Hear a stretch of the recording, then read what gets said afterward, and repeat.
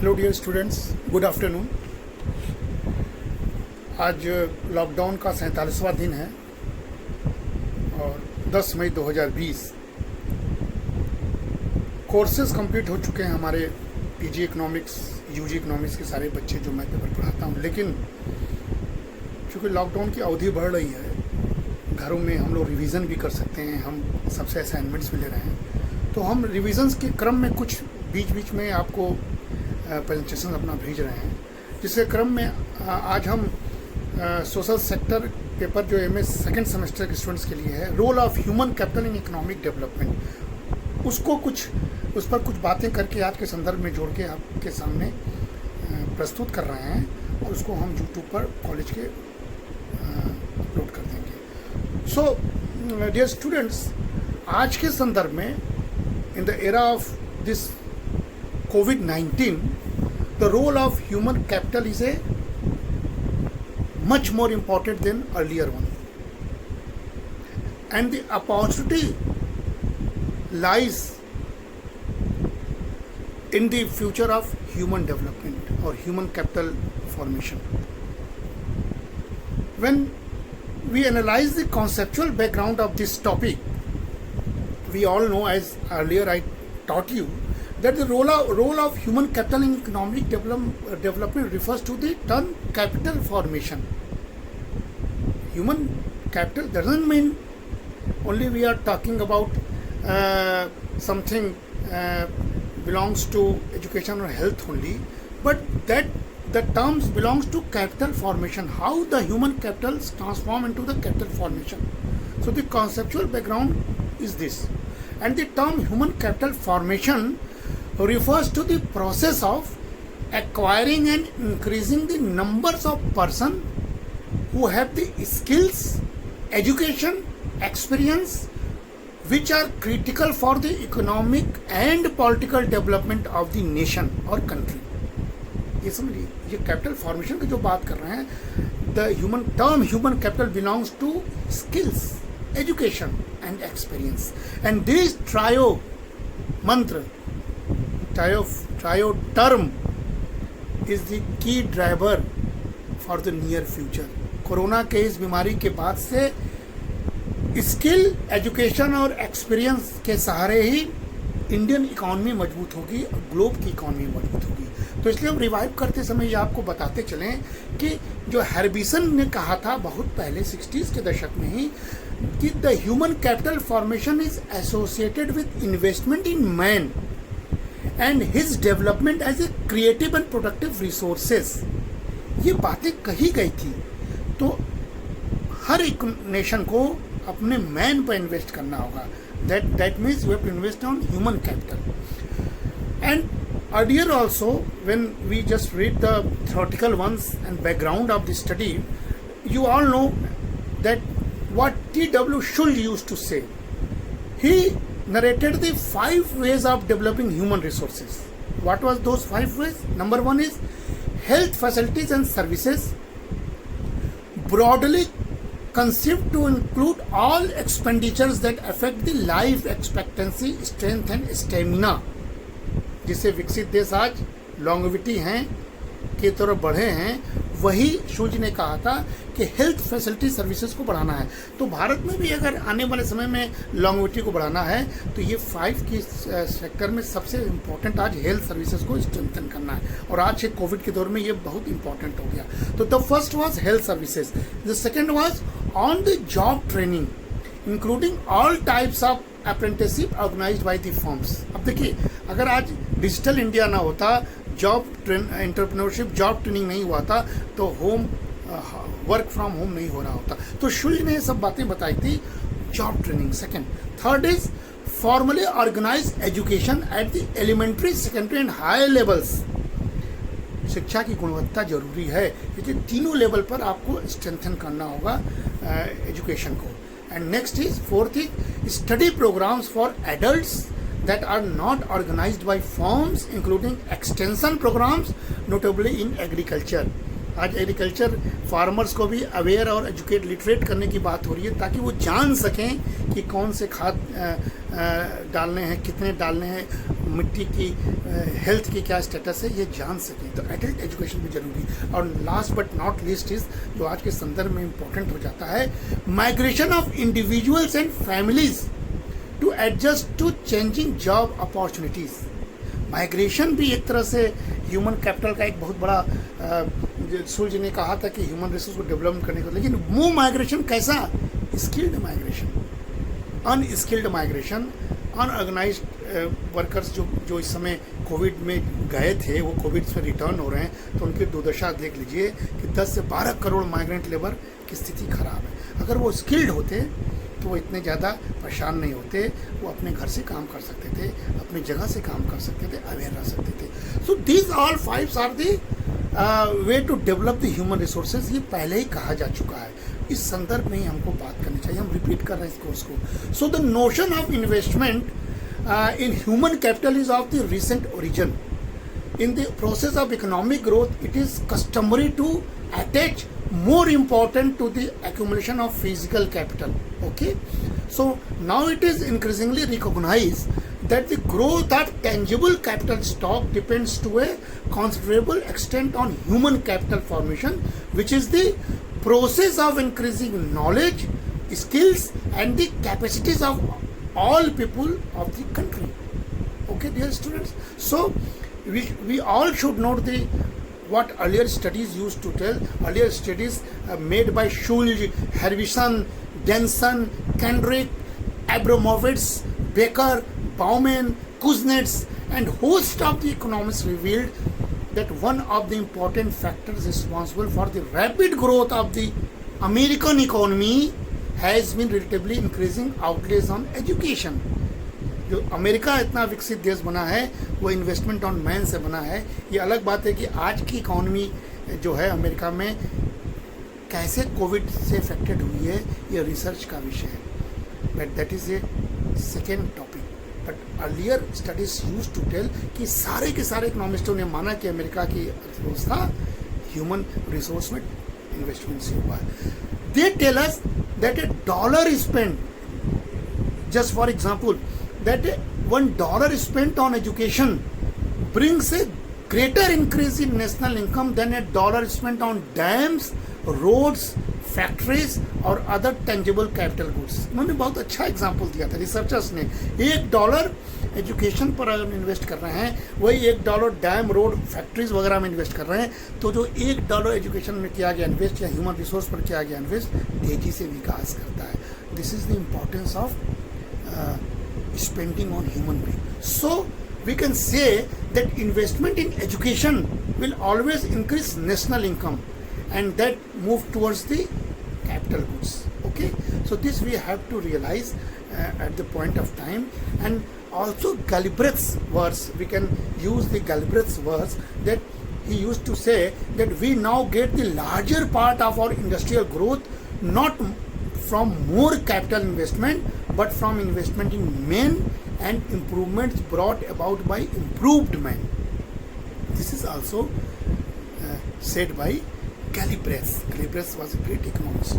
So the earlier views, what was the earlier views of economists? In nutshell, we can say that Adam Smith, Veblen, Marshall stressed the importance of human capital in production. So never confuse that. Earlier economists never said to invest in investment. Capitalist economists was the key factor for the development. No, they also used to say the investment on men. Adam Smith induced in the country's stock of fixed capital the acquired and useful abilities of all the inhabitants. यही Adam Smith ने कहा था कि आपको सभी inhabitants में इनके abilities को एनहेंस करना होगा, इन्वेस्टमेंट पैदा करना होगा। बेबलिन said technological knowledge and skills form the community immaterial equipment or intangible assets without which physical capital could not be utilized productivity. ये वेबलिन ने कहा। एंड मार्शल ने क्या कहा?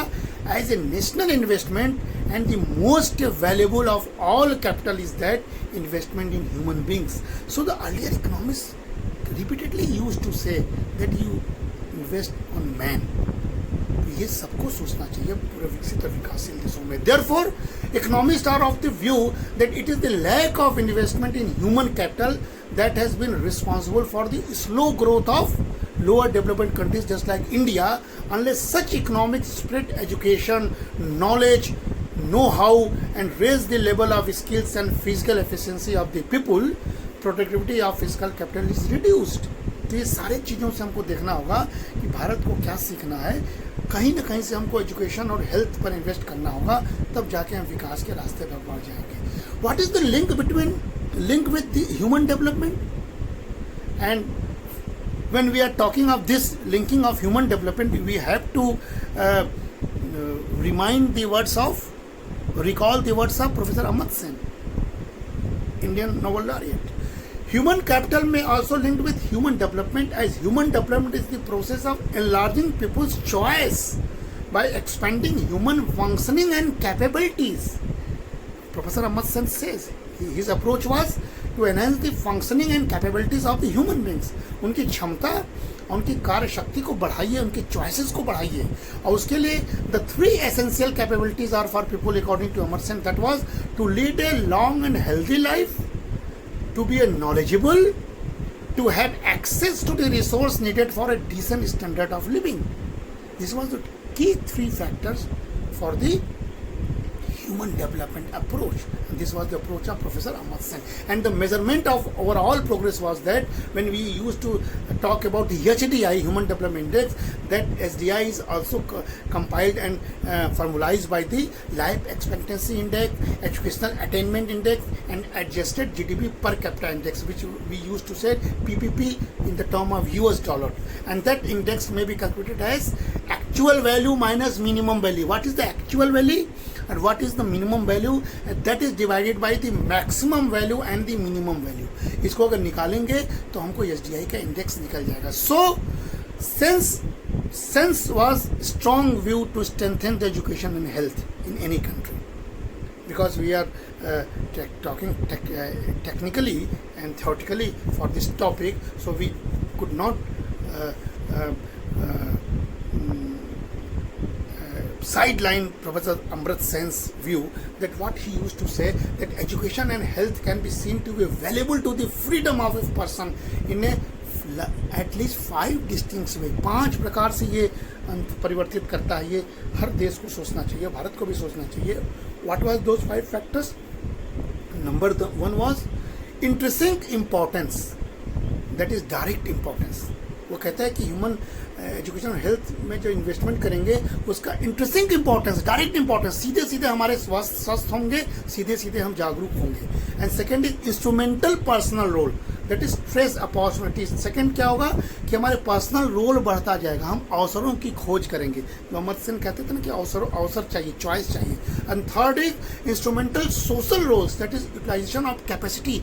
जब हम अपने को संतुष्ट हो जाएंगे, अवसर को खोजेंगे, तो सामाजिक दायित्वों की पूर्ति के लिए आगे आएंगे. जैसे लॉकडाउन में बहुत सारे लोग सामाजिक दायित्वों की पूर्ति करेंगे. ये एजुकेशन और हेल्थ से होता है. तो instrumental social roles. And next is instrumental process roles, that is broaden the horizon. ये प्रोसेस बन जाएगा. फर्स्ट आप अपने होइए, फिर जागरूक बनिए, फिर सामाजिक दायित्व, फिर ये प्रोसेस बन जाएगा. This is instrumental process role. And last but not least is empowerment and distributive roles, that is ability to resist and get fairer deal.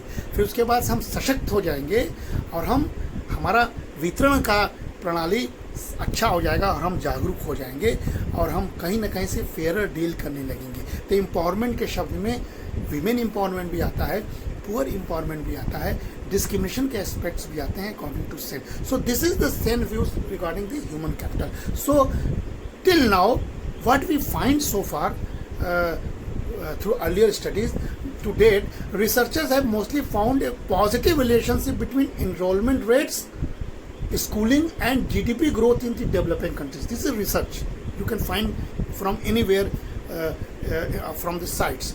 Studies typically suggest that the health of population matters greatly. Conceptually, a healthy person not only works more efficiently but can also devote more time to productive activities.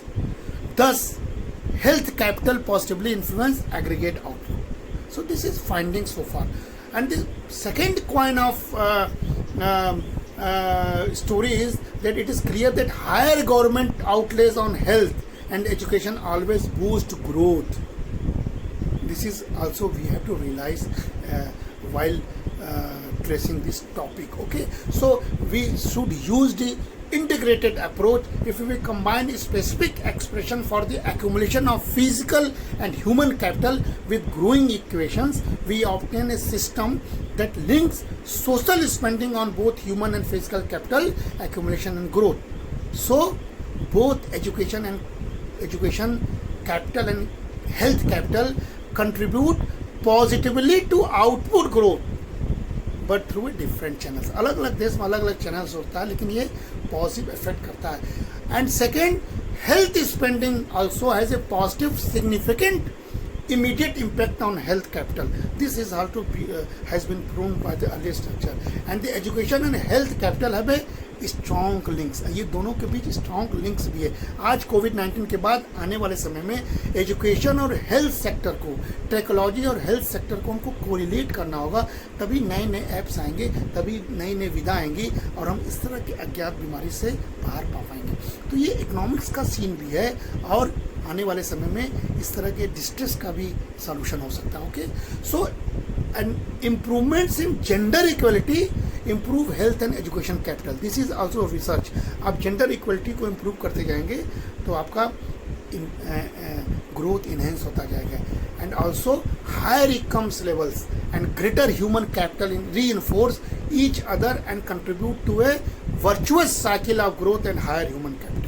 Okay, so this all have been proved till date. And lastly, I would like to say that governance has a significant direct impact on the link between social spending and social indicators. इस role को हमको नकारना नहीं होगा. हम कल webinar में professor आनंद स्वरूप जी का, जो पूर्व IAS थे, कई मंत्रालयों में वो सेक्रेटरी रह चुके हैं, वर्तमान गवर्नमेंट के आयुष्मान भारत को फ्रेम करने में उनका योगदान है. उन्होंने कहा था कि आप गवर्नमेंट पर विश्वास कीजिए, गवर्नेंस पर विश्वास कीजिए, you have to trust on that. और कोई भी स्कीम बिना फिजिबिलिटी, बिना स्किल, बिना टेक्नोलॉजी के नहीं पूरा हो सकता है. तो इसलिए government has a significant direct impact. आप गवर्नमेंट को कैसे मजबूत करेंगे, इस पर लगातार आपको काम करना होता है. So this all are the role of human capital for development. So dear student, you go through that, you prepare this in the term of research oriented paper, and this will also prepare your topic based study, as well as you can relate with the present situation of COVID-19. Thank you.